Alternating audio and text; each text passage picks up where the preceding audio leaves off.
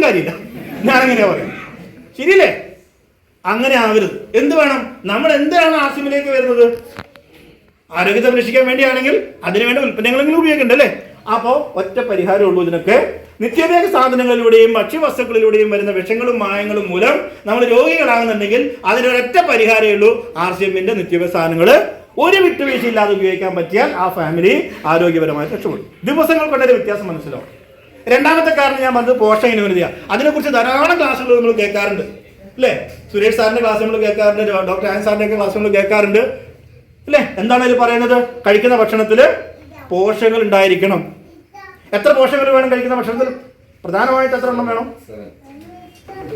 പറഞ്ഞോട് കൂട്ടിയില്ലേ നമ്മള്? എത്രണ്ണാണ്? 7. അവരുടെ കൂടി 8. ഓക്കെ, 8 എണ്ണം വേണം അല്ലേ? 8 എണ്ണം കൃത്യമായിട്ട് പറയാൻ പറ്റുന്ന ആരെങ്കിലും ഉണ്ടോ? ക്രമത്തിൽ പറയണം, വഴി തെറ്റിച്ച് പറയാൻ വേണ്ടി പാടില്ല. അതിന്റെ ക്രമത്തിൽ ഇങ്ങനെ പറയാൻ പറ്റുന്ന ആരെങ്കിലും? അവർക്കൊരു അവസരമാണ്. കഴിക്കുന്ന ഭക്ഷണത്തിലെ 8ഓളം പോഷകതത്വങ്ങളുണ്ട്. WHO പറയുന്ന അനുസരിച്ചിട്ട് പറയാം. ഓ യെസ് സാർ പറയും. ആ ആ ആ ആ ഒമേഗ.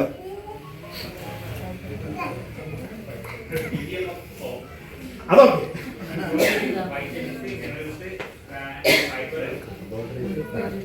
ശ്രദ്ധിക്കണം കേട്ടോ.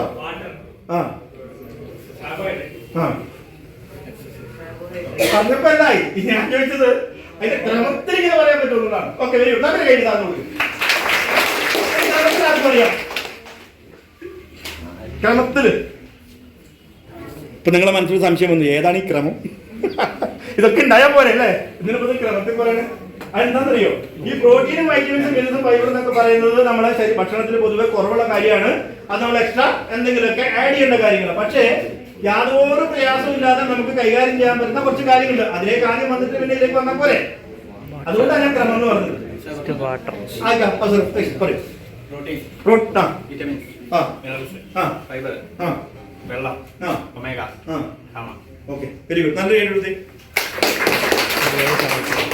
ഞാനിതല്ല ഉദ്ദേശിച്ചത്.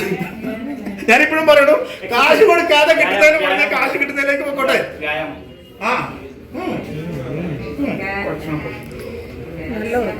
വെള്ളം കുടിച്ചതിന് വേണ്ടി ആദ്യം പറയുന്നത് വെള്ളമാണ്. Water, carbohydrate. അതായത് ജീവവായു കഴിഞ്ഞാൽ അടുത്ത സ്ഥാനം ഏതിനാ?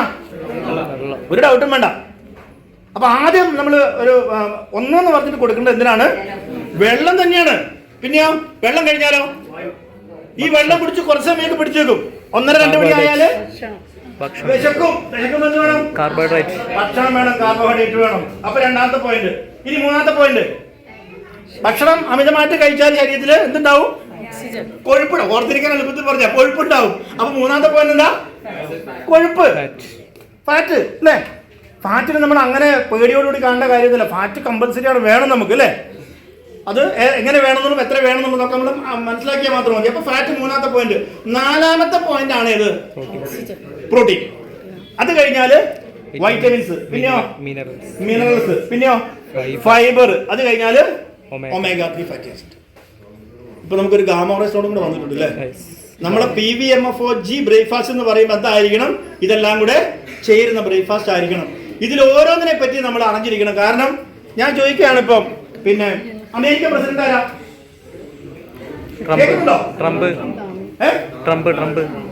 ട്രംപാണോ? ഉറപ്പാണോ? ചോദ്യം ശ്രദ്ധിക്കണേ. അമേരിക്ക പ്രസിഡന്റ് ആരാന്നാണ് ഞാൻ ചോദിച്ചത്. ട്രംപാണ്. അത് പറഞ്ഞില്ലെങ്കിൽ നമുക്ക് ശരീരത്തിന് വലിയ കുഴപ്പമൊന്നുമില്ല. എന്താണ് അമേരിക്ക പ്രസിഡന്റ് ആരാ നമ്മള് അറിഞ്ഞിരുന്നില്ലെങ്കിൽ നമ്മുടെ ശരീരത്തിന് വലിയ കുഴപ്പമൊന്നുമില്ല. പക്ഷേ ഈ 8ഓളം പോഷകതത്വങ്ങൾ എന്താണെന്ന് മനസ്സിലാക്കിയില്ലെങ്കിൽ അത് എൻ്റെ ശരീരത്തിനെ ബാധിക്കുന്ന ഒരു കാര്യം ആണല്ലോ. അപ്പൊ നമ്മൾ എന്ത് വേണം? ഈ 8 പോഷകതത്വങ്ങൾ അറിഞ്ഞിരിക്കണം. അത് കഴിഞ്ഞിട്ട് മതി ബാക്കി കാര്യങ്ങൾ. കാരണം ഞാൻ പ്രായമുള്ളവർ പറഞ്ഞ് ഞാൻ കേട്ടിട്ടുണ്ട്, തടി ഉണ്ടെങ്കിൽ പുല്ലും പറിച്ചു തന്നെയാണ്. അതിന്റെ അർത്ഥം എന്താ? ആരോഗ്യമുള്ള തടിയാണ് ഉദ്ദേശിക്കുന്നത് അല്ലേ? അപ്പൊ ആരോഗ്യമുള്ള ശരീരത്തിലെ ആരോഗ്യമുള്ള ഒരു മനസ്സുണ്ടാവുള്ളൂ. ആരോഗ്യമുള്ള മനസ്സിലെ നല്ല ചിന്താഗതികൾ ഉണ്ടാവുള്ളൂ. നല്ല ചിന്തകളെ എവിടെ എത്തിക്കുള്ളൂ? എവിടെയെങ്കിലുമൊക്കെ നല്ല ലക്ഷ്യത്തിലേക്ക് എത്തിക്കുള്ളൂ. ശരിയാണോ? അപ്പൊ ഏറ്റവും അടിസ്ഥാനം എന്താണ്? ആരോഗ്യം തന്നെയാണ് അല്ലേ? അപ്പൊ തീർച്ചയായിട്ടും അതിൽ വെള്ളം, നമുക്ക് ഈ പറഞ്ഞ പോഷകത്വങ്ങൾക്ക് വലിയ പങ്കുണ്ട്. ഒന്നാമത്തെ പോയിന്റ് ഞാൻ വെള്ളമാണ് പറഞ്ഞത്. എത്ര വെള്ളം കുടിക്കണം നമുക്ക് എല്ലാവർക്കും അറിയാം. എത്ര വെള്ളം കുടിക്കണം? 20 കിലോന് 1 ലിറ്റർ വെള്ളം. 20 കിലോ വെയിറ്റ് വെള്ളം എത്ര കുടിക്കണം എന്ന് ചോദിച്ചാൽ ഈ സാറ് പറഞ്ഞ കണക്കാണ് പറയേണ്ടത് കേട്ടോ. 3 ലിറ്റർ 4 ലിറ്റർ ഇതിന് പറയരുത്. കാരണം ഇവിടെ ഇരിക്കുന്ന പല ആളുകൾക്ക് പല അളവാണ്. എന്താ കാരണം? ബോഡി വെയിറ്റ് ഓരോരുത്തർക്കും ഓരോ തരത്തിലാ, പല തരത്തിലാ. അപ്പൊ അതനുസരിച്ച് വെള്ളം കുടിക്കണ്ടേ? ഇതെവിടെ ഒരു ചെറിയ കുട്ടി ഇരിപ്പുണ്ട്, ആ കുട്ടിക്ക് 3 ലിറ്റർ വേണോ? എന്താ വെള്ളം കുടിക്കണതല്ലോ പറഞ്ഞത്. പിന്നെ വേറൊരാളെ ഉദാഹരണത്തിന് കാണിക്കാൻ പറ്റുക വേണ്ട, അതുപോട്ടെ. അപ്പൊ എന്തായാലും സാറ് പറഞ്ഞ കണക്ക് 20 കിലോയ്ക്ക് 1 ലിറ്റർ വെള്ളം, ഇതായിരിക്കണം കണക്ക്. ഇങ്ങനെ കുടിച്ചാൽ മാത്രമേ ശരീരത്തിൽ വെള്ളം കൊണ്ട് നടക്കേണ്ട കാര്യങ്ങൾ കൃത്യമായിട്ട് നടക്കുള്ളൂ അല്ലേ? ശരീരത്തിൽ 76 മുതൽ 78% വരെ വെള്ളം എന്നാ പറയുന്നത്. അത്രയും ശതമാനം വെള്ളമാണ്. പക്ഷെ നമ്മൾ നോക്കിയാൽ കാണോ? നോക്കിയാൽ കാണില്ല. വേർക്കുമ്പോൾ 2 തുള്ളി കണ്ടേക്കാം അല്ലേ, അല്ലാതെ കാണില്ല. അപ്പോൾ ആ രീതിയിൽ നമുക്ക് ശരീരത്തിൽ അത്രയും വെള്ളമാണെന്ന് പറയുമ്പോഴും മിനിമം വേണ്ട വെള്ളം എത്രയാ? 55%. ഈ 55% വെള്ളം പരിശോധനയിൽ ഉണ്ടാവണമെങ്കിൽ കുടിക്കുന്ന വെള്ളം ഈ അനുപാതത്തിൽ കുടിച്ചാലല്ലേ ഉണ്ടാവുള്ളൂ. 20 കിലോയ്ക്ക് ലിറ്റർ വെള്ളം എന്നുള്ള അനുപാതത്തിൽ കുടിച്ചാൽ മാത്രമേ പരിശോധനയിൽ ഒരു 50% വെള്ളമെങ്കിലും കാണാൻ വേണ്ടി കഴിയുള്ളൂ. ഈ വെള്ളം കുടിച്ചില്ലെങ്കിൽ ദഹനം ശരിക്കും നടക്കില്ല, പിന്നെയോ രക്തശുദ്ധീകരണം നടക്കില്ല, തേയ്മാനങ്ങൾ കൂടും. ശരിയാണോ? 55ഓളം രോഗങ്ങൾ ഇല്ലാതാക്കാൻ എന്ത് ചെയ്താൽ മതി? വെള്ളം കുടിച്ചാൽ മതി. പക്ഷെ വെള്ളം കുടിക്കാൻ പറയുമ്പോഴാണ് നമ്മൾക്ക് ഏറ്റവും കൂടുതൽ പ്രയാസം. ശരിയല്ലേ? വീട്ടിൽ നിന്ന് നമുക്ക് പ്രത്യേകിച്ച് കൂടുതൽ ചിലവൊന്നും ഇല്ലാതെ വെറുതെ എടുത്ത് കുടിക്കാവുന്ന വെള്ളമാണ്. പക്ഷെ ആ വെള്ളം നമ്മൾ വേണ്ടത്ര അളവിൽ കുടിക്കില്ല. അങ്ങനെ വെള്ളം കുടിക്കാതെ വന്ന രോഗത്തിന് കഴിക്കുന്ന ഗുളിക എങ്ങനെ കഴിക്കാന്ന് അറിയോ? അതെന്നെ വായിലേക്ക് ഇടും, പറ്റുമെങ്കിൽ അതിന് പോലും വെള്ളം കുടിക്കില്ല. ആ ഗുളിക കുടിക്കേണ്ട കാരണം വന്ന എന്താണ്? വെള്ളം കുടിക്കാതെ വന്ന രോഗത്തിനാണ് ഗുളിക കഴിക്കുന്നത്. ആ ഗുളിക പോലും വെള്ളം ഇല്ലാതെയാണ് കുടിക്കുക. എന്തിനാ നമ്മൾക്ക് വെള്ളത്തിനോട് ഇത്ര ഒരു വെറുപ്പ് തോന്നേണ്ട കാര്യം എന്താ? അപ്പോൾ 55ഓളം രോഗങ്ങൾക്ക് പ്രതിവിധിയായിട്ട് നമുക്ക് വെള്ളം കുടിക്കാം. അടുത്തതോ കാർബോഹൈഡ്രേറ്റ് അല്ലേ? കാർബോഹൈഡ്രേറ്റിലേക്ക് നമുക്ക് എനർജി ഉണ്ടാവോ? ചിലർക്ക് സമയം തെറ്റി ആഹാരം കഴിക്കുമ്പോൾ ശരീരത്തിന് വിറ വന്നിട്ടുണ്ടാവും, വരുന്നുണ്ടാവോ? അനുഭവം ഉണ്ടായിരിക്കെങ്കിലും സമയം തെറ്റി ഭക്ഷണമൊക്കെ കഴിച്ചില്ല, സമയം തെറ്റിപ്പോയി ആകെ ഒരു വിറ, ഭക്ഷണം കഴിച്ച് കഴിഞ്ഞപ്പോൾ വിറ നിന്നു. അപ്പോൾ അതിൻ്റെ അർത്ഥം എന്താ? എനർജിക്ക് എന്ത് വേണം? കാർബോഹൈഡ്രേറ്റ് വേണം അല്ലേ? അപ്പം നല്ല ആഹാരം കഴിക്കാന്ന് പറയുന്നത് നല്ല തവിടുള്ള അരിയുടെ ഭക്ഷണം കഴിക്കുക, നല്ല തവിടുള്ള ഗോതമ്പിന്റെ ഭക്ഷണം കഴിച്ചു കഴിഞ്ഞാൽ നമുക്ക് നല്ല കാർബോഹൈഡ്രേറ്റ് കിട്ടും. നേരെ മറിച്ച് പ്രോസസ്ഡ് ഫുഡിലേക്ക് പോയി കഴിഞ്ഞാൽ മൈദ അലങ്കരിച്ച ചില ഭക്ഷണങ്ങളുണ്ട് അല്ലേ, അത്തരത്തിലുള്ള ഫുഡിലേക്ക് പോയാൽ നമുക്ക് കിട്ടുന്നത് മോശം കാർബോഹൈഡ്രേറ്റ് ആണ്. അത് നമുക്ക് ധാരാളം ദോഷമേ ചെയ്യുള്ളൂ, ഗുണം ചെയ്യില്ല. അപ്പോൾ അതിനും കൃത്യമായിട്ട് WHO ഒരു കണക്ക് പറഞ്ഞിട്ടുണ്ട്. 20 കിലോയ്ക്ക് 1 ലിറ്റർ വെള്ളമാണ് വെള്ളം കുടിക്കേണ്ടതെങ്കിൽ നമ്മുടെ ആമാശയത്തിന്റെ വലിപ്പം അനുസരിച്ച് ഭക്ഷണം കഴിക്കാനാണ് ഭക്ഷണത്തിന് അളവ് പറയുന്നത് അല്ലേ? ആമാശയത്തിന്റെ വലിപ്പം കണ്ട ആരെങ്കിലും ഉണ്ടോ? അവനവന്റെ സ്വന്തം കുറച്ച് പേര് കൈ ഇങ്ങനെ കാണിക്കുന്നില്ല. കാരണം എന്താ? നമ്മുടെ സുരേഷ് സാറാണ് കൈ ഇങ്ങനെ കാണിക്കാനുള്ള കാരണം. സുരേഷ് സാർ അല്ലേ? അപ്പൊ ഈ കൈയുടെ അളവ് ഒന്ന് കൈ ഒന്ന് പിടിച്ചു നോക്കിയേ. എല്ലാവരുടെയും കൈ ഇങ്ങനെ ചേർത്ത് പിടിച്ചു നോക്കൂ. ഇത് നിറച്ച് കഴിക്കാൻ പാടില്ല. ഇതാണ് നമ്മൾ ഒരു നേരത്തെ ചോറിന്റെ അളവ് എന്നാ പറയുന്നത്. അമ്മോ ഇതിപ്പോ എന്താ അമ്മ പറയാൻ കാരണം ഇപ്പൊ ഇതുവരെ കഴിച്ച അളവും ഇതിലേക്കൂടെ നോക്കുമ്പോഴാണ് അതാണ് അമ്മ എന്ന് പറഞ്ഞത് അല്ലേ? അപ്പൊ ഇനി എവിടെയെങ്കിലൊക്കെ ഭക്ഷണത്തിന് മുമ്പിൽ ഇരിക്കുന്ന സമയത്ത് സദ്യക്കൊക്കെ പോകുമ്പോഴേ സംഗതി ഒരുപാട് വിഭവങ്ങളൊക്കെ ഉണ്ടാവും. പക്ഷെ അളവ് നോക്കുക. ഇത് നിറച്ച് കഴിക്കാനും പാടില്ല. അതിലേക്കും നോക്കുക, ഇതിലേക്കും നോക്കുക. അപ്പോഴാണ് കാര്യങ്ങൾ എടുത്താവും അല്ലെ? ഈ അളവിലേക്ക് കഴിക്കാൻ പറ്റും. ഇത്രയും വേണ്ടത് നമുക്ക്. കലോറി എന്ന് പറയുന്നത് 1500 1800 വരെ കലോറി മതി ഒരു ദിവസം. പക്ഷെ നമ്മൾ കൂടുതൽ കലോറി കൺസ്യൂം ചെയ്യുമ്പോൾ എന്താ സംഭവിക്കുക? അത് എനർജി ആയിട്ട് കൺവേർട്ട് ചെയ്ത് പോയില്ല എങ്കിൽ അത് മുഴുവൻ കൊഴുപ്പായിട്ട് നമ്മുടെ ശരീരത്തിൽ ഡിപ്പോസിറ്റ് ആവും. അതാണ് നമുക്ക് പ്രശ്നം ഉണ്ടാക്കുന്നത്. അപ്പൊ കാർബോഹൈഡ്രേറ്റിന്റെ അമിതമായിട്ടുള്ള ഉപയോഗം നിരവധിയായ രോഗങ്ങൾക്ക് കാരണമാവും. അപ്പൊ അത് ഏറ്റവും ആവശ്യത്തിന് മാത്രം കഴിക്കുക എന്ന് പറഞ്ഞാൽ ജീവിക്കാൻ വേണ്ടി ഭക്ഷണം കഴിക്കുക, അല്ലാതെ അങ്ങനെ ആവശ്യത്തിന് മാത്രം. അതാണ് അതിന് കാർബോഹൈഡ്രേറ്റിനെ പറ്റി പറയാനുള്ളത്. അടുത്ത കൊഴുപ്പ് ഒഴിച്ചുകൂടാൻ പറ്റാത്ത നമ്മുടെ ബ്രെയിനിൽ 70% കൊഴുപ്പാണ്. അപ്പൊ അത്തരത്തില് ഈ കൊഴുപ്പിനെ നമ്മൾ എപ്പോഴും നിയന്ത്രിക്കുക അല്ലേ? കൂടുതൽ കൊഴുപ്പടങ്ങിയ ഭക്ഷണങ്ങൾ നമ്മൾ ഒഴിവാക്കുക. നമുക്ക് വിസിബിൾ ആയിട്ടുള്ളതുണ്ട്, ഇൻവിസിബിൾ ആയിട്ടുള്ള കൊഴുപ്പുണ്ട് അല്ലേ? നേരിട്ട് കാണാതെ എണ്ണ ഡാൽഡയൊക്കെ നമുക്ക് നേരിട്ട് കാണാതെ കൊഴുപ്പാണ്. അല്ലാതെ ഭക്ഷണത്തിലൂടെ കൊഴുപ്പ് പറഞ്ഞു വരും അല്ലേ? അത് കാണാൻ വേണ്ടി പറ്റില്ല. അപ്പൊ കൊഴുപ്പിനെ നമ്മൾ നിയന്ത്രിക്കേണ്ടത് വളരെ അത്യാവശ്യമാണ്. അപ്പം അത് കഴിഞ്ഞാലോ പിന്നെയുള്ളതാണ് പ്രോട്ടീൻ. ഇത് ഓടിച്ചു പറയാൻ കാര്യം പ്രോട്ടീൻ ഇതേക്കുറിച്ച് എപ്പോഴും നമ്മൾ കേൾക്കുന്നതാണ് അല്ലേ? അപ്പോൾ പ്രോട്ടീൻ എന്ന് പറയുന്നത് നമ്മുടെ ശരീരത്തിൽ ഒഴിച്ചുകൂടാൻ പറ്റാത്തൊരു ഘടകമാണ്. പ്രത്യേകിച്ച് നമ്മുടെ ശരീരത്തിൽ സെല്ലുകളുടെ നിർമ്മാണം എങ്ങനെയാ? പ്രോട്ടീൻ കൊണ്ടാണ് അല്ലേ? കോശങ്ങൾ നിർമ്മിച്ചിരിക്കുന്നത് നമ്മുടെ പ്രോട്ടീൻ കൊണ്ടാണ്. അപ്പോൾ കോശങ്ങളുടെ നിർമ്മാണത്തിനും റിപ്പയറിങ്ങിനും ഒരേപോലെ പ്രോട്ടീൻ ആവശ്യമാണ്. നഖം മുതൽ മുടി വരെയുള്ള എല്ലാ പാർട്ടിലും എന്ത് വേണം? പ്രോട്ടീൻ നിർബന്ധമായിട്ടും വേണം അല്ലേ? അപ്പോൾ ആ പ്രോട്ടീൻ ഉപയോഗിക്കേണ്ട അളവ് WHO പറയുന്നത് വെയിറ്റ് ഇൻറ്റു 1 ഗ്രാം. പുതിയ ആളുകൾക്ക് വേണ്ടി പറയാണ്. എത്രയാണ്? Weight into 1 gram. നമ്മുടെ ബോഡി വെയിറ്റ് എത്രയുണ്ടോ ഇൻറ്റു 1 ഗ്രാം പ്രോട്ടീൻ ഒരു ദിവസം നമ്മൾ കൺസ്യൂം ചെയ്യണം. അപ്പോൾ സാധാരണഗതിയിൽ പ്രോട്ടീൻ കിട്ടാനായിട്ട് എത്രയോ തരത്തിലുള്ള ഭക്ഷണങ്ങളുണ്ട് അല്ലേ? ഏതൊക്കെ ഭക്ഷണത്തിലാണ് പ്രോട്ടീൻ ഉള്ളത്? ഒന്ന് ഓടിച്ച് പറഞ്ഞാൽ പാലുൽപ്പന്നങ്ങളുണ്ട്, പയറുവർഗ്ഗങ്ങളിലുണ്ട്, മത്സ്യമാംസത്തിലുണ്ട്, മുട്ടയിലുണ്ട്. അപ്പൊ ഇങ്ങനെയുള്ള ധാരാളം പ്രൊഡക്റ്റ് എന്തൊക്കെയുണ്ട്, പ്രോട്ടീൻ ഉണ്ട് അല്ലേ. അപ്പൊ രണ്ട് തരത്തിലുള്ള പ്രോട്ടീനാണ്, ഒന്ന് സസ്യ പ്രോട്ടീനുണ്ട്, മറ്റൊന്ന് നോൺ ആയിട്ടുള്ള പ്രോട്ടീൻ, മൃഗങ്ങളിൽ നിന്ന് കിട്ടുന്ന പ്രോട്ടീനും ഉണ്ട്. ഏതായിരിക്കും നല്ലത്? എന്താ കാരണം? ഈ മൃഗങ്ങളിൽ നിന്ന് വരുന്ന അല്ലെങ്കിൽ മുട്ട, പാൽ, ഇറച്ചിയൊക്കെ കൂടുതൽ കഴിച്ചാൽ പ്രോട്ടീൻ മാത്രമല്ല കിട്ടുക, അതില് കൊഴുപ്പും കൂടെ ധാരാളം കാര്യം വരും. അതിന് ഫൈബർ ഇല്ല. പക്ഷെ സസ്യ പ്രോട്ടീൻ ഇല്ലോ, പ്രോട്ടീൻ ഉണ്ട്, ഫൈബർ ഉണ്ട്, കൊഴുപ്പില്ല. അപ്പൊ അതുകൊണ്ടാണ് സസ്യ പ്രോട്ടീനാണ് നല്ലത് പറയുന്നത്. പക്ഷെ നമ്മളൊക്കെ കൂടുതൽ ഉപയോഗിക്കുന്ന ഏതായിരിക്കും? മുട്ടയും പാലും ഇറച്ചിയാണോ എല്ലാ ദിവസവും കഴിക്കുക, അല്ലെങ്കിൽ മിക്കവാറും കഴിക്കുന്നത്? അതോ കടലയും പരിപ്പ് കഴിക്കോ? കടലയും പരിപ്പും തന്നെ എല്ലാ ദിവസവും അല്ലേ, മിക്കവാറും. അതുകൊണ്ടാണ് ഇപ്പൊ സാമ്പാറിൽ പോലും പരിപ്പ് ഇറക്കുന്ന പരിപാടി നിർത്തി. കാരണം എന്താ? ഗ്യാസ്. ഇത് രണ്ടും പറയുന്നത്. അപ്പോ പരിപ്പും കടലയും കഴിക്കുമ്പോൾ ഗ്യാസ് ഉണ്ടാവും, അത് ഭയങ്കര പ്രശ്നം. അതുകൊണ്ട് അതങ്ങ് മാറ്റി വെച്ചു. പക്ഷേ ഇറച്ചിയും മറ്റുള്ള സാധനങ്ങളൊക്കെ കഴിക്കുമ്പോൾ കുറച്ച് ഗ്യാസ് വന്നാലും കുഴപ്പമില്ല. നമുക്ക് എന്തുണ്ട്? അജിമാഗോളി ഉണ്ട് നമ്മുടെ അടുത്താണെങ്കിൽ, അല്ലെങ്കിൽ വേറെ ഗ്യാസിന്റെ മരുന്നുണ്ട് അല്ലേ. ഈ രീതിയിലാണ് ആളുകൾ ഉപയോഗിക്കുക, ശരിയല്ലേ? അപ്പം ഈ പ്രോട്ടീൻ്റെ ഒരു ആവശ്യകത എന്ന് പറയുന്നത് നമ്മുടെ എല്ലിന്, അതായത് മുടി മുതൽ നഖം മുതൽ മുടി വരെയുള്ള പാർട്ടിൽ വേണമെന്ന് പറഞ്ഞു. ഇതിന്റെ കുറവാണ് സത്യത്തിൽ ഇന്ന് നമുക്ക് ഏറ്റവും കൂടുതൽ രോഗങ്ങൾ വരാനുള്ള കാരണം. പ്രതിരോധ ശക്തി ഇല്ലാതെ ആവാനുള്ള പ്രധാന കാരണം നമ്മുടെ ശരീരത്തിലെ പ്രോട്ടീൻ്റെ പെർസെൻറ്റേജ് കുറഞ്ഞു പോകുന്നതാണ്. ഇപ്പൊ കൊറോണ വന്ന സമയത്ത് നമുക്കറിയാം, ഡോക്ടേഴ്സ് ഒക്കെ പറയാറുണ്ട് ധാരാളം മുട്ട കഴിക്ക്, ഇറച്ചി കഴിക്ക്. എന്തിനു വേണ്ടിയാ? പ്രോട്ടീനുള്ള ഭക്ഷണം കൂടുതൽ കഴിക്കാൻ പറഞ്ഞാൽ എന്തിനു വേണ്ടിയായിരുന്നു? പ്രതിരോധം ഉണ്ടാകാൻ വേണ്ടിയിട്ടാണ് അല്ലേ, ശരീരത്തിന് പ്രതിരോധ ശക്തി ഉണ്ടാകാൻ വേണ്ടിയിട്ടാണ്.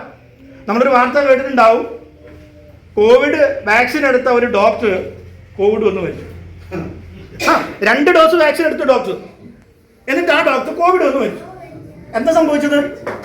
വാക്സിൻ എടുക്കാത്തതുകൊണ്ടല്ല പോയത്, പക്ഷേ വാക്സിൻ എടുത്തിട്ടും കാര്യം ഉണ്ടായില്ല. എന്തുകൊണ്ടാണ്? ആന്റിബോഡി ശരീരത്തിൽ ക്രിയേറ്റ് ആവണമെങ്കിൽ പ്രോട്ടീൻ്റെ പെർസെൻറ്റേജ് കറക്റ്റ് ആണ്. അത് ഡോക്ടർ, വക്കീൽ, എഞ്ചിനീയർ എന്നുള്ള കണക്കൊന്നുമില്ല. ഉണ്ടോ? അങ്ങനത്തെ ഒരു വ്യത്യാസമില്ല. സുപ്രീം കോടതി ജഡ്ജി ആയാലും ശരി, പ്രോട്ടീൻ്റെ അളവ് ശരീരത്തിൽ കറക്റ്റ് അല്ലെങ്കിൽ ആൾക്ക് പ്രതിരോധം ഉണ്ടാവില്ല. അങ്ങനെയാണ് ആ ഡോക്ടർ വെച്ചത്. അപ്പോൾ നമ്മൾ മനസ്സിലാക്കേണ്ട കാര്യം, ഇപ്പോൾ അത് കൂട്ടി പറയേണ്ട ഒരു കാര്യം തന്നെയാണ്. കാരണം കോവിഡ് വന്നതിന് ശേഷം ആളുകളുടെ പ്രതിരോധ ശക്തി വലിയ രീതിയിൽ കുറഞ്ഞു പോയി. അതിന് വലിയൊരു കാരണമായിട്ട് വാക്സിനെ പറ്റിയും പറയുന്നുണ്ട് അല്ലേ. 2 വാക്സിനും പിൻവലിക്കുകയും ചെയ്തു. അതുവരെ ഓടിച്ചിട്ട് കുത്തിവെപ്പ് നടത്തിയാണ്, ഇപ്പോൾ ഈ സാധനം അങ്ങോട്ട് പിൻവലിച്ചു. ഇനിയിപ്പോൾ അതിന്റെ സൈഡ് എഫക്റ്റ് ആരും അനുഭവിക്കണം? നമ്മൾ അനുഭവിക്കണം, വേറെ രക്ഷയില്ല. അപ്പോൾ പേടിച്ചിട്ട് കാര്യമില്ല, കരുതലാണ് വേണ്ടത് അല്ലേ. അങ്ങനെയാണല്ലോ സർക്കാരിന്റെ ഇപ്പം അല്ലേ. പേടിയല്ല വേണ്ടത്, കരുതലാണ് വേണ്ടത്. എന്ത് വെച്ച് കരുതും? ഈ ഇപ്പൊ എടുത്ത വാക്സിനെ പ്രതിരോധിക്കാൻ എന്താ കരുതൽ? സർക്കാർ എന്ത് കരുതലാണ് നമുക്ക് തന്നിരിക്കുന്നത്? പുറത്തു പോയാൽ മാർക്കറ്റിൽ പോലെ എന്താ നമുക്ക് കിട്ടാനുള്ളത് പ്രതിരോധിക്കാൻ? അവിടെയാണ് നമ്മൾ മനസ്സിലാക്കേണ്ടത്. RCMലൂടെ ന്യൂട്രിചാർജ് എന്ന സെഗ്മെന്റിലൂടെ കിട്ടുന്ന പ്രോട്ടീൻ പൗഡർ കൃത്യമായിട്ട് ഉപയോഗിച്ച് കഴിഞ്ഞാൽ ഇതിന് നമുക്ക് പ്രതിരോധിക്കാം. ഒരു ഡൗട്ടും വേണം. കൈയടിക്കുന്നതുകൊണ്ട് കൈയടിച്ച് ചൂടുകാരനൊന്നും തോന്നില്ല, ചൂട് വെക്കുന്ന കാര്യമൊന്നും തോന്നില്ല. അപ്പോൾ ഈ പ്രോട്ടീൻ പൗഡർ, നമ്മുടെ പ്രോട്ടീൻ പൗഡറിന്റെ പ്രത്യേകത എന്താ? അത് ഐസൊലേറ്റഡ് ആയിട്ടൊരു ഫോമാണ്. അതിൽ ഫൈബർ ആഡ് ചെയ്തിട്ടുണ്ട്. എന്തിനാ ഫൈബർ ആഡ് ചെയ്തിരിക്കണേ? ദഹനം ശരിക്കും നടക്കാൻ. 9 വയസ്സുള്ള കുട്ടിക്ക് കൊടുത്താലും 90 വയസ്സുള്ള ആൾക്ക് കൊടുത്താലും ഈ പ്രോട്ടീൻ ഒരുപോലെ ദഹിക്കണം. അതിന് വേണ്ടിയിട്ടാണ് അതിൽ ഫൈബർ ആഡ് ചെയ്തിട്ടുള്ളത്. അപ്പോൾ അത്രയ്ക്കും ഹൈ ക്വാളിറ്റി പ്രോട്ടീൻ നമുക്ക് തരുന്നത് പൊതു മാർക്കറ്റിനെ അപേക്ഷിച്ച് എത്രയോ വില കുറച്ചിട്ടാണ്. അതുകൊണ്ട് എന്തിനാ ഇത് കുറച്ച് തരുന്നത്? ആദ്യം നമ്മളിത് ഉപയോഗിക്കണം അല്ലേ. വിറ്റ കാശ് കിട്ടും.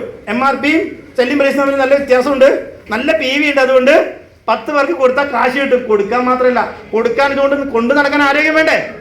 അപ്പൊ ആദ്യം കഴിക്കേണ്ടവരാ? ആദ്യം ഞാൻ കഴിക്കണം അല്ലേ. ആദ്യം ഞാൻ കഴിക്കണം ഈ സാധനങ്ങൾ. വളരെ കരണ്ട്.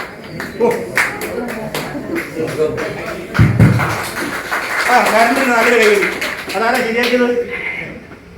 ശരിയാക്കിയതാണോ തന്നെ വന്നതാണ്?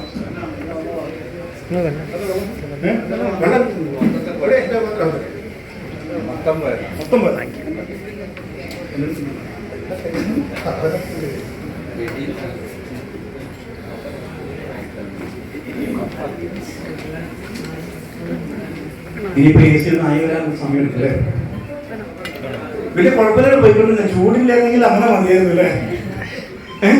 ഇപ്പൊ വെളിച്ചൊക്കെ വന്നപ്പോ ആകപ്പാട് കുഴപ്പമില്ല. അപ്പൊ നമ്മളിവിടെ പറഞ്ഞു വന്നത് പ്രോട്ടീൻ്റെ കാര്യം. അപ്പോ എന്താ ചെയ്യുന്നത്? ഈ അറിവുകളൊക്കെ ഉണ്ടായിട്ട് വലിയ കാര്യമൊന്നുമില്ല. പ്രോട്ടീനിനെ പ്രതിരോധിക്കും, പ്രതിശക്തി കൂട്ടും, ഇമ്മ്യൂണിറ്റി കൂട്ടും ഒക്കെ കേട്ട അറിവുകൊണ്ട് മാത്രമൊന്നുമില്ല റിസൾട്ട് ഉണ്ടാവില്ല. എന്ത് വേണം? നിർബന്ധമായിട്ടും പ്രോട്ടീൻ പൗഡർ ഉപയോഗിക്കണം. എത്ര പേര് ഇന്ന് രാവിലെ PVMFOG ബ്രേക്ക്ഫാസ്റ്റ് എടുത്ത ആളുണ്ട്? ഞാൻ ആദ്യം കൈകൊണ്ടിരിക്കുന്നു. എനിക്കതൊരു വീക്ക്നെസ് ആയി മാറി. ഇതിന്റെ പുറത്തു പോകുന്നത് ഒരു കൈകാട്ട് തമ്മിൽ കാണാൻ വേണ്ടിട്ട് എത്ര പേര് വിനോദ സാറെ അവർക്ക് നോക്കണം. വളരെ കല്യാണങ്ങൾ മാത്രമേ PVMFOG കഴിച്ചിട്ട് ബാക്കിയുള്ളവർ കഴിച്ചിട്ടില്ല. തവണ കഴിച്ചു. ആ കുഴപ്പമില്ല, ദോഷമൊന്നുമില്ല. പക്ഷെ അത് മാത്രം പോരാ കേട്ടോ. കഴിച്ചു. അപ്പൊ എന്തിനാ പ്രോട്ടീൻ കഴിക്കുന്നത്? എന്തിനാ തവണ കുടിക്കുന്നത്? വ്യത്യാസമുണ്ട് അല്ലേ? ചില ആൾക്കാർ ഇപ്പൊ ഗാമ റൈസോട് വന്നപ്പോ തവണ കൂടി നിർത്തി. കാരണം എന്താ? എണ്ണ കുടിച്ചത് ഒരു പരുവത്തിലാണ്. വിനോദ് സാറിന്റെ നിർബന്ധം കൊണ്ടാണ് എണ്ണ കുടിക്കാൻ തുടങ്ങിയത്. അപ്പോഴാണ് ഈ ഗുളിക വന്നത്. പിന്നെ ആശ്വാസമായി, ഗുളിക കഴിച്ചാൽ മതി, എണ്ണ കുടിക്കണ്ടല്ലോ അല്ലേ? രണ്ടും രണ്ടാണ്. എണ്ണ കുടിക്കൽ നിർത്തിയിട്ടല്ല ഗാമ കഴിക്കേണ്ടത്. സാറിന് മനസ്സിലായി. രാവിലെ എഴുന്നേറ്റ് വന്നാൽ പല്ല് തേക്കുന്നതിന് മുമ്പ് ആദ്യം ചെയ്യേണ്ട കാര്യം 2 ടീസ്പൂൺ തവണ കഴിക്കാന്നുള്ളത് തന്നെയാണ്. അതിന് യാതൊരു വിട്ടുവീഴ്ചയില്ല സാർ ചെയ്യുന്നുണ്ട് അല്ലേ? ഓക്കെ, അങ്ങനെ എത്ര പേരുണ്ട്? അത് 10 ആളുണ്ട്. എണ്ണ വെരി ഗുഡ്. അപ്പൊ എനിക്ക് അഭിമാനത്തോടെ പറയാം, ആദ്യമായിട്ട് എണ്ണ കുറിച്ച് തന്നെയാണ്. ആദ്യമായിട്ട് എണ്ണ കുടിക്കാൻ പറ്റുമെന്ന് തെളിയിച്ച ഞാനാ. സത്യത്തിൽ സംഭവിച്ചു പോയതാ. പണ്ടതൊരു കഥയില്ലേ, മുതലുള്ള കുളത്തിലല്ലേ പിന്നെ സാറേ നീന്തി അക്കരെ കണ്ട രാജകുമാരിനെ കല്യാണം കഴിച്ചിരുന്ന കേസ്. അവസാനം അവൻ അന്വേഷിക്കുന്ന രാജകുമാരിയല്ല, ഇന്ന് തള്ളിയിട്ടത് ആരാന്നാ പറഞ്ഞു. എന്ന് പറഞ്ഞ പോലെ ഇത് അങ്ങനെ ഒരു അറിവ് കിട്ടി. ഞാനത് ഉപയോഗിച്ചു. എനിക്ക് BP-യുടെ വേരിയേഷൻ ഉണ്ടായിരുന്നു. ചിലപ്പോൾ ഹൈ ആയിരിക്കും, ചിലപ്പോൾ ലോ ആയിരിക്കും. അപ്പൊ എപ്പോഴും മരുന്ന് ഉപയോഗിക്കേണ്ട അവസ്ഥയാണ്. അപ്പോ ഈ എണ്ണയെ കുറിച്ച് മനസ്സിലാക്കിയ സമയത്ത് ഞാനിത് കുടിക്കാൻ തുടങ്ങി. കുടിച്ചപ്പോൾ എനിക്ക് BP-യുടെ പ്രശ്നങ്ങൾ മാറി കിട്ടി. അപ്പൊ അതിനുശേഷം ഞാൻ എവിടെയൊക്കെ പരിപാടിക്ക് പോയാലും എന്നെ വിളിച്ചിട്ട് 2 മിനിറ്റ് സംസാരിക്കാൻ വേണ്ടിയാണ്. 2 മിനിറ്റ് എന്നെ എക്സ്പീരിയൻസ് ഷെയർ ചെയ്യണം. അപ്പൊ ഞാൻ ശരിക്കും ആദ്യമൊക്കെ ഉണ്ടല്ലോ, ആളുകളെ കാണുമ്പോൾ മുട്ടികളെ കിറ്റുകൂടെ വരയ്ക്കുന്ന സുഭാഷായിരുന്നു. ഈ മുട്ടുകളെ മാറി തന്നെ അറിയോ? എണ്ണ കുടിച്ചിട്ട് തന്നെയാണ്. ചിലർക്ക് എണ്ണ കുടിച്ചിട്ട് മുട്ടുവേദന മാറിയിട്ടുണ്ട്. ശരിക്കും മാറിയത് മുട്ട് കൂട്ടിയിരിക്കുന്ന പരിപാടിയാണ് മാറിപ്പിക്കിയത്. കാരണം എണ്ണേന്റെ എക്സ്പീരിയൻസ് പറയാൻ സ്റ്റേജ് കയറുമ്പോൾ ഞാൻ ആളുകളുടെ എണ്ണ നോക്കാറില്ല. ഞാൻ എന്ത് പറയാനാ കഴിയുന്നത്? എണ്ണേന്റെ അനുഭവം പറയാൻ കഴിയുക. എത്ര ആളുണ്ടായിക്കൂടെ എനിക്ക് പ്രശ്നമല്ല. അങ്ങനെ പറഞ്ഞു ഞാൻ എന്തായി? ഞാൻ സ്റ്റാറായി. എണ്ണ കുടിക്കാനും പറഞ്ഞ് ഞാൻ സ്റ്റാറായി. അപ്പൊ അങ്ങനെ കുറെ ആളുകൾ കേട്ട് എണ്ണ കുടിക്കാൻ തുടങ്ങി. പല ആൾക്കാരും പ്രോഗ്രാം ശേഷം പൊതുസ്ഥലത്തൊക്കെ വന്നതാണ്. സാറേ എത്ര എണ്ണ വെച്ച് കുടിക്കണം? എപ്പോഴാണ് കുടിക്കാൻ പറ്റിയ സമയം? ഞാൻ 2 സ്പൂണെങ്കിലും മിനിമം കഴിക്കണം, വെറുമേറ്റ് കഴിക്കുക നല്ലത്. അങ്ങനെ കഴിച്ചു തുടങ്ങിയാണ് നമ്മുടെ നാരായണ സാറിന്റെ എന്തെല്ലാം രോഗത്തിൽ ആശ്വാസം ആവാദം വരെ മാറി. ഇതൊന്നും എനിക്കറിയില്ലായിരുന്നു കേട്ടോ. സത്യം, എണ്ണയ്ക്ക് ഇത്ര ഗുണങ്ങളൊന്നും എനിക്കറിയില്ല. അപ്പോ അങ്ങനെ ഞാൻ കമ്പനി ആദ്യം വിസിറ്റ് ചെയ്യാൻ വേണ്ടി പോയ സമയത്ത് തുലിയില്, പഞ്ചാബിൽ തുലിയില് ഈ ഫാക്ടറി വിസിറ്റ് ചെയ്യാൻ പോയ സമയത്ത് എന്നെ അവിടെ ഇൻട്രൊഡ്യൂസ് ചെയ്തത് ഇദ്ദേഹമാണ് എണ്ണ കുടിക്കാൻ വേണ്ടി. അപ്പൊ അവർ കമ്പനിയുടെ പ്രതിനിധികൾ എണ്ണ കുടിക്കേ അവർക്ക് അറിയില്ല. കാരണം അവരിത് കുടിക്കാൻ വേണ്ടി ഉണ്ടാക്കിയതല്ലോ. ഇയാളിങ്ങനെ ചെയ്യുന്നത് അവർക്ക് അറിയില്ല. അങ്ങനെ പരിചയപ്പെട്ടപ്പോൾ എണ്ണ എത്ര വെച്ച് കുടിക്കാൻ കുടിച്ചിട്ട് പ്രശ്നങ്ങൾ മാറി കിട്ടിയിട്ടുണ്ട്. അങ്ങനെ റിസർച്ച് നടത്തിയതിനു ശേഷം അവർ കണ്ടെത്തി 23 മില്ലി വരെ ഈ എണ്ണ കഴിച്ചാൽ ഒരു കുഴപ്പമില്ല. കൂടിപ്പോയാൽ എന്താ കുഴപ്പം? എന്നാലും കുഴപ്പം. എന്താ കുഴപ്പം? ചിലപ്പോൾ ടോയ്ലറ്റിൽ പോയിട്ട് വരും. ഈ വല്ലപ്പോഴൊക്കെ പോകുന്ന ആൾക്കാർ നല്ലതാ, പിടിക്കുക. ആരോഗ്യമുള്ള ഒരാള് രാവിലെ എഴുന്നേറ്റാൽ ഒരു 3/4 മണിക്കൂറിനകം എവിടെ പോകണം? ടോയ്ലറ്റിൽ പോകും. പോയില്ലെങ്കിൽ ഏതൊരു സിനിമയിൽ ഇന്നസെന്റ് പറഞ്ഞൊരു ഡയലോഗ് ഉണ്ട്, മനുഷ്യത്വത്താണെന്ന് തോന്നുന്നു. ശ്രീദേവിക്ക് എന്തോ കുഴപ്പം. 1/4 മണിക്കൂറാണ് ടോയ്ലറ്റിൽ പോയില്ലെങ്കിൽ ഒരു കാര്യം ഉറപ്പിച്ചോ, എന്തോ കുഴപ്പമുണ്ട്.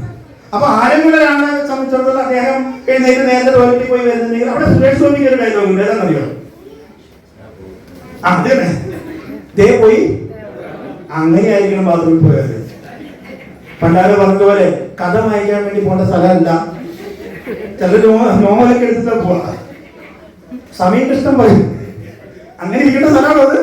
ഇപ്പൊ കണക്കായി കഴിഞ്ഞ് നമ്മൾ ഇന്ത്യക്ക് ഇതൊക്കെ മാറിയിട്ട് ഇപ്പൊ ഇരുന്ന് കാര്യം സാധിക്കാൻ പറ്റുന്ന സംഗതി. സുരേഷ് സാർ പറഞ്ഞാൽ ഇനി കിടന്ന് കാര്യം സാധിക്കുന്ന സാധനം എപ്പോഴാണോ വരിക എന്ന് പറയാൻ വേണ്ടി പറ്റില്ല അല്ലേ? ശരിക്കും നമ്മുടെ ശോധന ക്ലിയർ ആവണമെങ്കിൽ ഇരുന്ന് കാര്യം സാധിക്കണം. അതിന്റെ പിക്ചർ തന്നെ എങ്ങനെയാണ്, എന്നാലാണ് ശരിക്കത് സംഭവിക്കുള്ളൂ അല്ലേ? അപ്പൊ അവിടുന്ന് മാറി ഈ കോലത്തിലേക്ക് വന്നു. അപ്പൊ ഞാൻ ഈ രീതിയിൽ എണ്ണ കുടിക്കാൻ തുടങ്ങി. അപ്പൊ എനിക്ക് BP-യുടെ പ്രശ്നം മാറി. പക്ഷെ ഞാൻ പറഞ്ഞു കൊടുത്ത ആളുകൾക്ക് നിരവധിയായ ആരോഗ്യ പ്രശ്നങ്ങൾ മാറി. ഷുഗർ മാറുന്നു, കൊളസ്ട്രോൾ മാറുന്നു. 16 ദിവസം കൊണ്ട് വരെ 480 ഷുഗർ 120 വന്ന ആളുകളുണ്ട്. 480 ഷുഗർ ഉണ്ടായിരുന്നത് 16 ദിവസം കൊണ്ട് 120 വന്നു. 60 ദിവസം കൊണ്ട് 3 ബ്ലോക്ക് മാറി അല്ലേ? അവൻ ഇഷ്ടംപോലെ കഥകള്. ഇവിടെ വന്ന ബ്ലോക്ക്, ഇവിടെ വന്ന സ്ട്രോക്ക് അല്ലേ? ഇതൊക്കെ അതാ സാറിന്റെ അനുഭവം. ഒരുപക്ഷെ നിങ്ങൾ കേട്ടിട്ടുണ്ടാവുമല്ലോ അല്ലേ? കണ്ണിൽ ഇട്ടിക്കാൻ വേണ്ടി ഞാൻ പറയാറുണ്ട്. ഓരോ തുള്ളി കണ്ണിൽ ഇട്ടിക്കുക.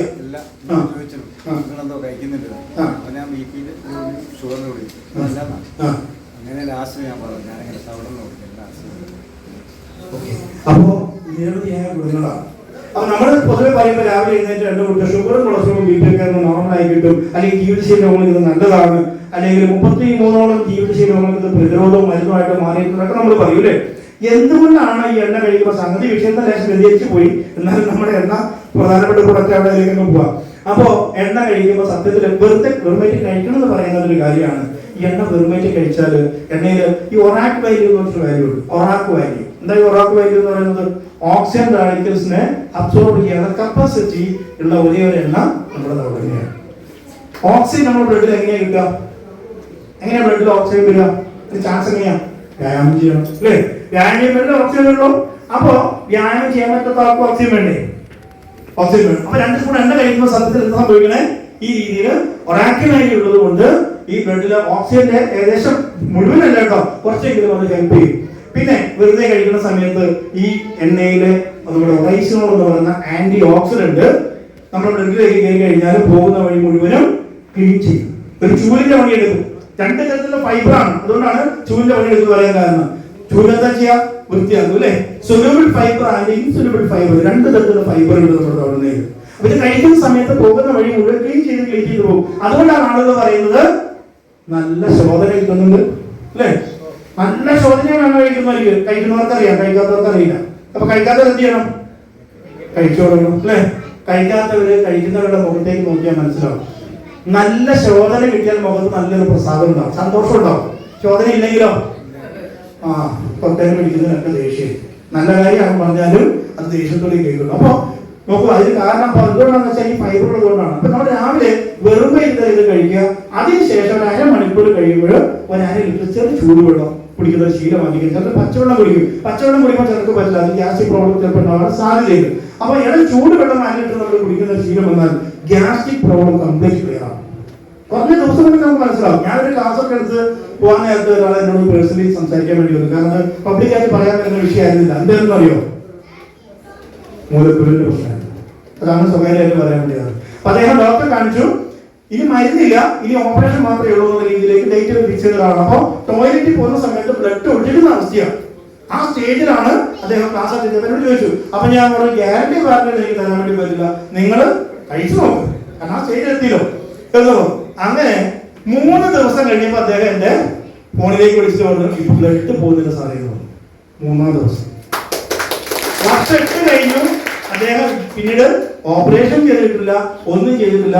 അദ്ദേഹം പറയുന്നത് ഇന്ന് എല്ലാ ഭക്ഷണവും കഴിക്കുന്നത് ഒരു പ്രശ്നമില്ല. ചില ഭക്ഷണങ്ങൾ നിയന്ത്രിക്കേണ്ടി വരും ഇങ്ങനത്തെ രോഗം വന്നാൽ അല്ലേ? കോഴി ഇറച്ചിയൊന്നും പറ്റില്ല, മുട്ട പറ്റില്ല എന്ന് പറയും. പക്ഷെ ഇദ്ദേഹം ഒരു ഭക്ഷണം ഒഴിവാക്കാറില്ല, എല്ലാം കഴിക്കാറുണ്ട്. ഓപ്പറേഷൻ വേണ്ടി വന്നിട്ടില്ല, പരിപൂർണമായിട്ട് അത് മാറി എന്ന് പറയുമ്പോൾ അതിന്റെ പവർ നമ്മൾ മനസ്സിലാക്കണം അല്ലേ? ഇതേപോലെ 1, 2, 3 ബ്ലോക്കൊക്കെ ഉള്ള ആളുകൾ ബൈപ്പാസ് ചെയ്യണം അല്ലെങ്കിൽ ആൻജിയോപ്ലാസ്റ്റി ചെയ്യണം എന്നൊക്കെ പറഞ്ഞ ആളുകൾക്ക് കൃത്യമായ അളവിൽ എണ്ണ കുടിച്ചിട്ട് ഈ പറയുന്ന ആൻജിയോപ്ലാസ്റ്റിയും ബൈപ്പാസും മാറ്റി വെക്കാൻ സാധിച്ചിട്ടുണ്ട്. സ്ട്രോക്ക് വന്ന് വീണുപോയ ആളുകൾ എണ്ണ കഴിച്ചിട്ട് വീണ്ടും അവർ ആരോഗ്യത്തോടെ ജീവിക്കണം എന്ന് പറയുമ്പോൾ അല്ലേ? ഇതൊക്കെ നമ്മൾ മനസ്സിലാക്കണം. അപ്പൊ ഈ പലരോടും പറയുന്ന സമയത്ത് ഇവർ പറയുന്ന ഒരു കാര്യം കിട്ടുന്ന ഒരു മറുപടി ഇതാണ്: എണ്ണ ഞാൻ വാങ്ങലുണ്ട്. എന്താ പറയാ? എണ്ണ ഞാൻ വാങ്ങലുണ്ട്. എന്നിട്ട് എന്താ ചെയ്യാ? അത് പാചകത്തിനെടുക്കും, പിന്നെയോ വിളക്കെത്തിക്കാനെടുക്കും. വിളക്കിൽ എന്താണ് ഈ എണ്ണ ഉപയോഗിക്കാൻ കാരണം? ഇത് വെച്ചിട്ട് നല്ലോണം വെച്ച് കൈ വരില്ല.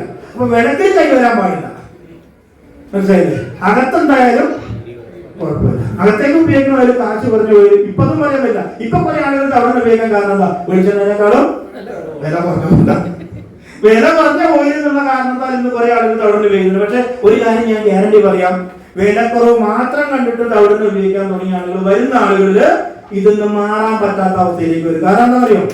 പകരത്തിനാണ് ഉപയോഗിച്ചതെങ്കിലും അവരുടെ ലൈഫില് ഈ എണ്ണ വരുത്തുന്ന മാറ്റം ചെറുതല്ല. സ്വാഭാവികമായിട്ട് ആ ഗുണം മനസ്സിലാക്കി കഴിയുമ്പോൾ അവര് പഴയ എണ്ണയിലേക്ക് പോകില്ല. അത് ഗ്യാരണ്ടിയാണ്.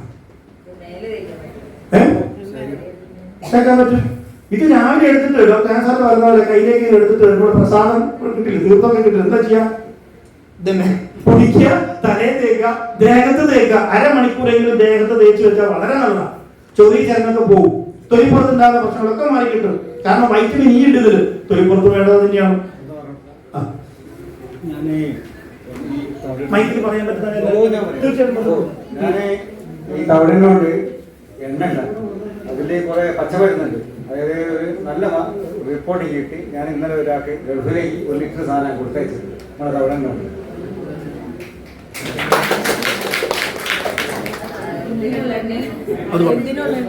തലത്തേക്കാണോ താരം ഉണ്ടാകില്ല, മുടി വെച്ചിടാവുന്നില്ല. ഞാൻ ആദ്യം വെളിച്ചെണ്ണ ഞാൻ ചെയ്തത്. അത് വന്നിട്ടിപ്പോ ഒരു 4-5 വർഷമായി ഞാൻ ചെയ്തത്. ഇപ്പൊ തവിടെണ്ണ ഞാൻ വെറുതെ ഒന്ന് ടെസ്റ്റ് ചെയ്ത് നോക്കി. ആദ്യം 2 പാക്കറ്റ് എടുത്ത് ഞാൻ വീട്ടിലെല്ലാവരും എല്ലാവരും ഉപയോഗിച്ച് ആർക്കും ഒരു കംപ്ലൈന്റ് ഇല്ല. ഞാൻ അവരോട് പറഞ്ഞിട്ടില്ല ഇത് തവിടെണ്ണയിലാണെന്ന്. അതിനെ വീട്ടിൽ നിന്ന് വൈഫും പറയണ്ട. ഇങ്ങനെ പുറത്തു പോകുമ്പോൾ ഒക്കെ നല്ല റിപ്പോർട്ട്. ഒരു ഒറ്റ കുട്ടി ഒന്നും കിട്ടില്ല. അങ്ങനെ ഇന്നലെ എന്നോട് പറഞ്ഞ് ഞാൻ ഗൾഫ് പോകാൻ എനിക്ക് വേണം. ഇങ്ങനെ ഇന്നലെ രാവിലെ ഒരാൾക്ക് വേണ്ടി ചെയ്ത് വൈകുന്നേരം കൊടുത്തത് 1 ലിറ്റർ ഞാൻ കൊടുത്തയച്ചിട്ടുണ്ട്. ഒരുപാട് വരാൻ കിടക്കുന്നുള്ളൂ അല്ലേ? അത് കാണിക്കാൻ പറ്റില്ല. മുടി വീഴ്ചയില്ല, താരനില്ല, ഒന്നുമില്ല. ഇത് കാണിച്ചിട്ട് ഡെയിലി തേക്കുന്നതാണ്.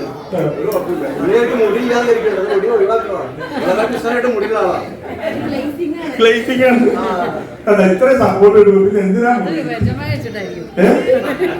ഓക്കെ, പക്ഷെ അദ്ദേഹത്തിന് നല്ല സ്റ്റൈലാ.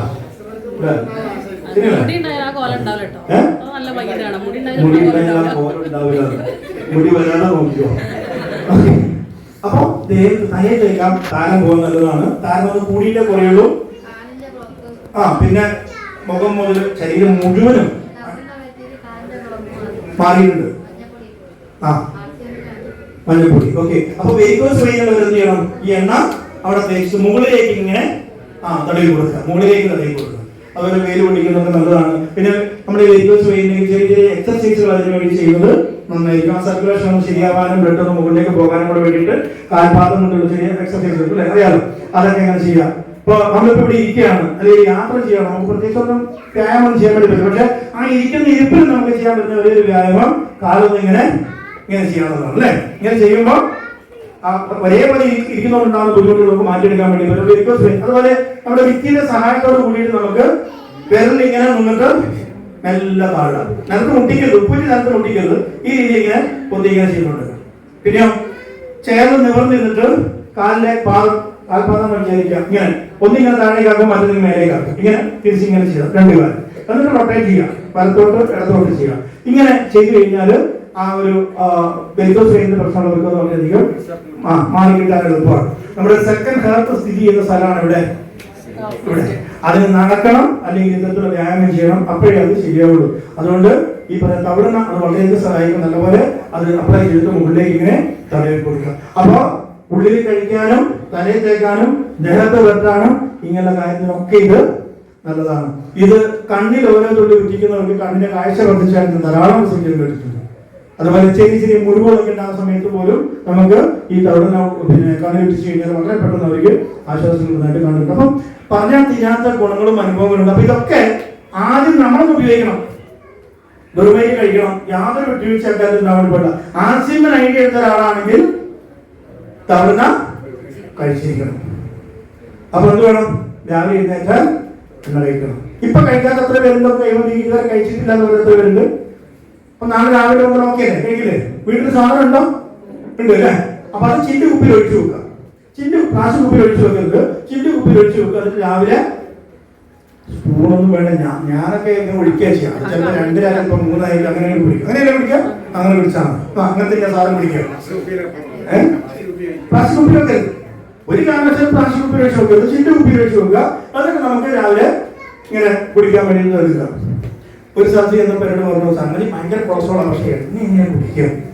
ഞാൻ കാണിച്ചത് അവര് വീട്ടിൽ എണ്ണയുണ്ട്, പാചകത്തിന് എടുക്കുകയാണ്, കുടിക്കാൻ തുടങ്ങിയില്ല. അപ്പൊ ഞാനൊരു 2 തുള്ളി കയ്യിലേക്ക് ഇങ്ങനെ പിടിച്ചിട്ട് പറഞ്ഞു, ഒന്ന് നക്കി നോക്കുന്നു. എന്റെ ആദ്യം ഒരു എണ്ണയല്ലേ നക്കുന്നത്, ഒരു വിഷം പോലെ കാണുന്നത് ഈ സാധനത്തിന്. ബാക്കിയെല്ലാം കഴിക്കുന്നതിന് ഒരു കുഴപ്പമില്ല കേട്ടോ. നല്ലതെന്ന് പറഞ്ഞുകൊണ്ടാണ് ഇത്ര പ്രയാസം. അതിലേക്ക് ഇങ്ങനെ നോക്കുന്നു, ഇടയിൽ ഭയങ്കര പ്രയാസം. അവസാനം നക്കി കഴിഞ്ഞ പിന്നെന്താ കുഴപ്പം? ഇതിന് കുഴപ്പമില്ലാതെ കാണിക്കാൻ വേണ്ടിയാണല്ലോ ഞാൻ ഈ അഭ്യാസം കൂടെ ചെയ്യുന്നത്. എന്നോട് ഇതിനെന്താ കുഴപ്പം? ഞാൻ ഇതിനല്ല കുഴപ്പം, ചിന്താഗതിക്കാണ് കുഴപ്പം. എണ്ണ കുടിച്ച് നമുക്ക് ശീലമില്ലല്ലോ, അല്ലേ? ശീലമുണ്ടാ? ശീലമില്ലാത്ത ഒരു കാര്യം ചെയ്യുമ്പോൾ നമുക്ക് പ്രയാസം തന്നെയാണ്. ശീലം ആകുന്നത് എങ്ങനെ ശീലമാവുക? ആ ശീലം അറിയണമെങ്കിൽ വാച്ച് കയ്യിൽ എത്ര പേരുണ്ട്? വാച്ച് നമ്മൾ ഏത് കയ്യിലാണ് വാച്ച് കെട്ടിയിരിക്കുന്നത്? ഇടത്തെ കൈ. ഈ സാധനം അയച്ചിട്ട് വലത്തെ കയ്യിൽ കിട്ടി വെക്കുന്നത് കുറച്ച് നേരത്തേക്ക്, കുറച്ച് നേരത്തെ കയ്യിലാണ്. അതൊന്നും അയച്ച് ഈ കയ്യിൽ കെട്ടുന്നത് ഒരു അസ്വസ്ഥതയാണ്. ശരിയല്ലേ? ശീലത്തിന്റെ ഭാഗമല്ലേ, അല്ലേ? ഈ ഇടത്തെ കൈ കിടക്കുന്ന വാച്ച് വലത്തെ കയ്യിൽ വരുമ്പോ കുറച്ച് സമയത്തേക്ക് നമുക്ക് ഇതിന് വല്ലാത്തൊരു വെയിറ്റ് പോലെ വരെ തോന്നും, അല്ലേ? ഭയങ്കര വെയിറ്റ്. അപ്പൊ ഈ വെയിറ്റ് അല്ലേ ഈ കൈ താങ്ങിയത്? അത് അറിഞ്ഞിട്ടേ ഇല്ല. കയ്യില് വാച്ചിട്ട് നമ്മള് അറിയുന്നില്ല, പക്ഷെ വലത്തെ കയ്യിൽ മാറ്റി കെട്ടിയപ്പോൾ നമ്മൾ അറിഞ്ഞു, അല്ലേ? ശീലത്തിന്റെ ഭാഗം. അതൊക്കെ മാറാൻ നമുക്ക് കുറച്ച് പ്രയാസം. രാവിലെ എഴുന്നേറ്റ് നമ്മൾ പല്ല് തേക്കുന്ന സമയത്ത് ബ്രഷ് എടുക്കുന്നു, ചില ബ്രഷ് കഴിയും, ചിലർ എന്ത് ചെയ്യും, ബ്രഷിനെ പേസ്റ്റ് വെച്ചിട്ട് നനയ്ക്കും, എന്നിട്ട് തേക്കും. ഈ ചെയ്യുന്ന കാര്യത്തിന് യാതൊരു മാറ്റമില്ലാണ്ട് എല്ലാ ദിവസവും അതിലും ചെയ്തിട്ടുണ്ട്. കുളിക്കുന്ന സമയത്ത് വെള്ളം ഒഴിക്കുന്നു, സോപ്പ് ആദ്യം തേക്കുന്നത് എവിടെയാണെങ്കിലും അവിടെ തന്നെ തേച്ചോണ്ടിരിക്കും. ശീലത്തിന്റെ ഭാഗമല്ലേ? എന്തിനാ നമ്മൾ ഭക്ഷണം കഴിക്കുന്ന സമയത്ത് ഡൈനിങ് ടേബിളിൽ നമുക്ക് ചേരുണ്ടാവും, സ്ഥിരമായിട്ടൊരു കസേര എല്ലാവർക്കും മാറിയിരിക്കില്ലല്ലോ. അത് അച്ഛന്റെ കസേര, അത് അച്ഛന്റെ കസേര മാറി എന്താ കുഴപ്പം, അല്ലേ? അപ്പൊ ആ രീതിയിൽ നമ്മള് ഓരോന്നിനും ഓരോ കാര്യങ്ങൾ തീരുമാനിച്ചിട്ട് നമ്മുടെ ബ്രെയിനിൽ അതങ്ങനെ കൊടുത്തു വെച്ചിരിക്കുകയാണ്. അതാണ് ഈ ശീലത്തിലൊക്കെ മാറ്റണമെങ്കിൽ ആദ്യം നമുക്ക് മാറ്റം നമ്മുടെ മനസ്സിലാദ്യം ഉണ്ടാവണം, എന്നാലേ നമുക്ക് മാറാൻ വേണ്ടി പറ്റുള്ളൂ. അപ്പൊ ഒന്നും തോന്നണ്ട, എണ്ണ കഴിച്ചാൽ വേറെ പ്രത്യേകിച്ച് ഒരു സൈഡ് എഫക്റ്റും അതില്ല. അതുകൊണ്ട് തന്നെ ധൈര്യത്തിൽ ഉപയോഗിച്ചോ. അഥവാ കുറച്ച് അളവ് കൂടി പോയാലും 1-2 പ്രാവശ്യം ടോയ്ലറ്റിൽ പോണ്ടി വരുന്നേ ഉള്ളൂ. ദൈവം സഹായിച്ചിട്ട് പോയി വീട്ടിൽ 3-4 ടോയ്ലറ്റ് ഉണ്ട് എന്നാ ഞാൻ മനസ്സിലാക്കുന്നത്, അല്ലേ? പണ്ട് ഭയങ്കര ദുരിതമായിരുന്നു.